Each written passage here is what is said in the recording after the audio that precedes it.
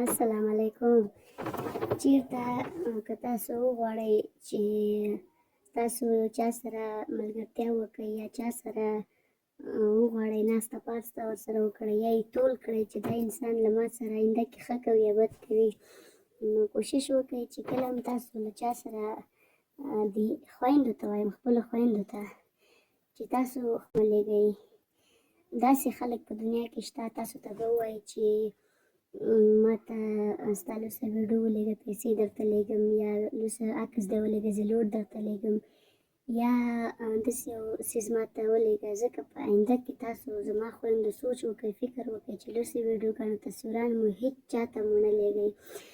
ځکه چې په ژوند کې باور وکړئ، آینده کې چې تاسو هغه انسان یا په نیمایي کې پرېښو یا مو زړه ورسره ونه غوښتل یا در باندې کومه ستونزه راشي، نو باور وکړئ دا به ستاسو په ټول ژوند کې به ستاسو د ویډیوګانې، ستاسو د عکسونه ثبت کړلی شي او په فیسبوکو کې، یوټیوب کې، په هر څه کې به جګ شي. نو کوشش وکړئ چې کله هم له چا سره ملګرتیا کوئ، له هغه نه مخکې تاسو باید سوچ فکر وکړئ چې هغه ستاسو ویډیو ته یا ستاسو کوم عکس ته لیوال شو، تاسو نه وغوښتو، نو له هغه انسان سره ورکړه راکړه بالکل کټ کړئ. ځکه باور وکړئ په ژوند کې چې دا دوه څیزونه تاسو له چا سره ملګرتیا کوئ او تاسو ورته مه کوئ، خبرې ورسره مه کوئ، نمبر یې بلاک کړئ او هېڅ راکړه ورکړه بیخي ورسره مه لرئ. ځکه په آینده کې له تاسو لپاره پیغور هم دی او درته وایم چې تاسو له ما سره ونه غږېږئ. په یوټیوب کې، په فیسبوک کې، په هر څه کې به تاسو په خپل ځان سبا ورځ باندې وګورئ چې تاسو سره څه پېښېږي.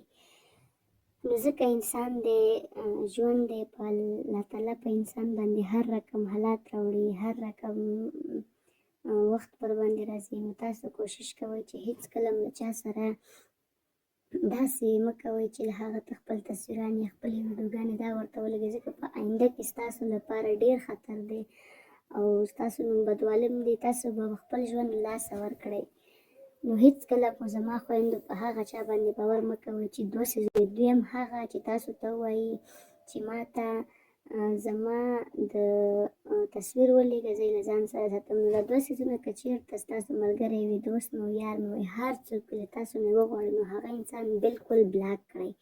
له هغه انسان سره هېڅکله رابطه مه کوئ. نو دا وه د نن ورځې